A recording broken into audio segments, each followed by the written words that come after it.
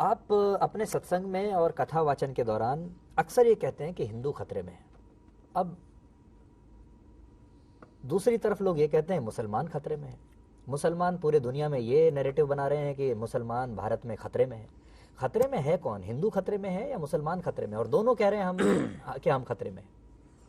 हिंदू खतरे में इसलिए है कि 80% होते हुए भी ये स्थिति है। जिस दिन 50-50 हिंदू हो गया, कहीं कश्मीर ना हो जाए, कहीं पाकिस्तान ना हो जाए, तो हमारा कहना तो फैक्ट है। अब उनका कहना कितना फैक्ट है वो खुद जाने, क्योंकि जो पाकिस्तान है, पाकिस्तान में हिंदुओं की स्थिति बहुत विचित्र है। यही शरणार्थी हैं आपकी दिल्ली में, पाकिस्तानी हिंदू 300 से ज्यादा परिवार यमुना के पार। उनके एक दो बच्चों को हम मिले और हमने स्थिति देखी, उनकी बहन बेटियों की इज्जत लूट ली, वो बेचारे रोते हुए यहाँ डले। यहाँ तो ये बहुत सुरक्षित है, ऐसी कोई बर्बरता इनके साथ नहीं हुई। इनका कोई नाम ले ले तो उनके ऊपर FIR हो जाती। और ये तो पथराव कर रहे हैं, ये तो साक्षी जैसे कांड कर रहे हैं, ये तो भारत के संतों को सॉफ्ट टारगेट बनाते हैं, ये तो हमारे लिए FIR की मांग तक करते हैं, ये तो गजवाए हिंद चाहते हैं। अब विषय बुद्धिमानों को, पढ़े लिखे लोगों को यह समझना चाहिए कि खतरे में है कौन। 80% होते हुए हम अपने राम के राज्य में राम की यात्रा नहीं निकाल पाए। 80% होते हुए राम की जन्मभूमि के लिए कई साल अदालतों पर माथा रगड़ना पड़ा। खतरे में हिंदू है कि मुसलमान, ये बुद्धिमान लोग निर्णय लें और हमारी भावनाओं को समझें कि हम हिंदू खतरे में क्यों कहते हैं। क्योंकि हमें भविष्य का हिंदू, भविष्य का हिंदुस्तान दिख रहा है 10 से 15 साल का। आज अगर सनातनी, हम तो अपने प्राणों की बाजी हाथ पर लगा करके बोल रहे हैं ना, तो आई एम नॉट पॉलिटिशियन, हम कोई राजनेता नहीं है, ना हम कोई बहुत बड़े बिजनेसमैन हैं, ना हमारी कोई निजी कोई खुद की पार्टी है कि हम बहुत बड़े गेम चेंजर हैं। नहीं, हम एक धर्मगुरु हैं और हमारे पास जो चेतना, जो शक्ति और जो साधना है, उसके बल पर हमें भारत का 10 साल का भविष्य दिखाई पड़ रहा है कि हमारा भारत किस परिस्थिति में जाएगा।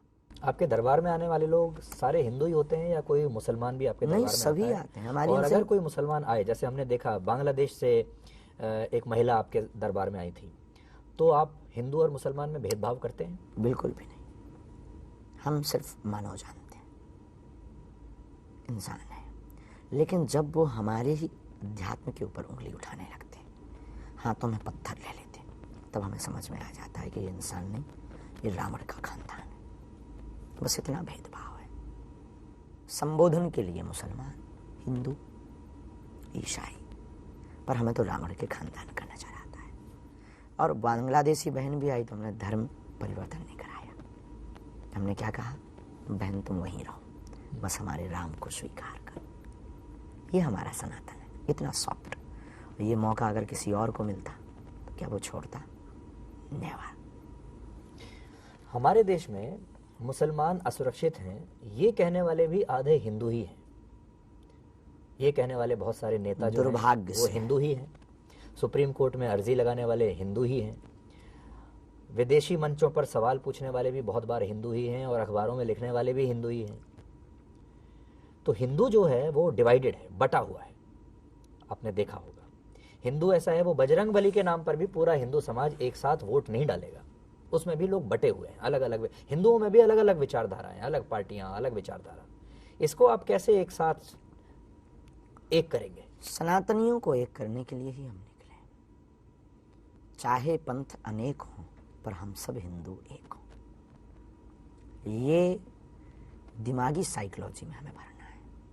इनको ये जो साइको बीमारी हो गई है, इसी के उपचार के लिए तो हम काम कर रहे हैं कि सबसे पहले हम सनातनीय वैदिक हिंदू हैं बस, और हम उस आराध्य के उपासक हैं। ये राम का राष्ट्र है।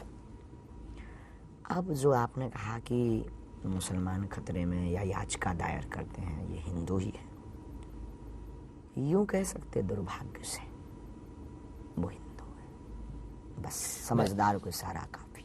मैं आज कुछ आंकड़े लेकर आया हूं। ये आंकड़े हैं धर्म परिवर्तन के आंकड़े 2015 से 2020 तक, 5 साल के। ये आंकड़े कहते हैं कि अगर आप मुसलमानों को देखेंगे तो इसमें 13 लाख मुसलमान लोगों ने 13 लाख लोगों ने इस्लाम को अपनाया 5 साल में, लेकिन हिंदू धर्म को सिर्फ 30,000 लोगों ने अपनाया। इस आंकड़े को अगर आप देखें तो सबसे अगर आप तुलना करें 30,000 और 13 लाख, बहुत बड़ा अंतर है। बड़ा अंतर क्या, जमीन आसमान का।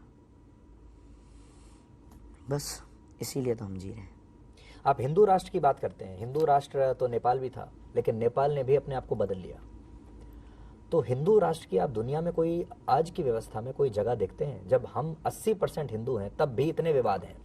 अगर हिंदू राष्ट्र बन भी गया भारत तो बहुत विवादों में आ जाएगा। बिल्कुल भी नहीं, विवाद शून्य हो जाएंगे। हिंदू राष्ट्र कागज पर नहीं चाहिए, दिलों में चाहिए। तो आप संविधान में कोई बदलाव की मांग नहीं करते हैं? जब दिलों में होगा तो संविधान में भी बदलाव होगा, बदलाव होगा तो हिंदू राष्ट्र की स्थापना कागजी रूप से भी होगी, लेकिन हमें सबसे पहले दिलों में चाहिए। महाराज जी, आपने देखा होगा इससे पहले जो ट्रैक रिकॉर्ड हम देखते हैं, जैसे जैसे हमारे देश में साधु संत ज़्यादा खबरों में आने लगते हैं, ज़्यादा उनका प्रचार होने लगता है, उनके बुरे दिन शुरू हो जाते हैं, विवाद शुरू हो जाता है। आसाराम बापू आप देख लीजिए, बाबा राम रहीम देख लीजिए, और पहले अगर जाए इंदिरा गांधी के ज़माने में तो धीरेन्द्र ब्रह्मचारी कितने विवादित रहे। कभी आपको ऐसा डर लगता है कि आप क्योंकि इतने ज़्यादा खबरों में हैं तो विवादों में भी बहुत जल्दी आएंगे, पतन भी बहुत जल्दी शुरू हो सकता है?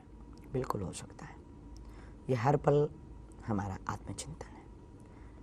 वैसे तो हमारी निजी अपने आप को एक शपथ है कि कभी कोई ऐसा कृत्य नहीं करेंगे जिससे सनातनीय हिंदुओं को नीचे झुकना पड़े या हमें नीचे देखना पड़े। उसके बाद प्रायोजित ढंग से षड्यंत्र करके कोई कर दे तो राम जी बचाएं।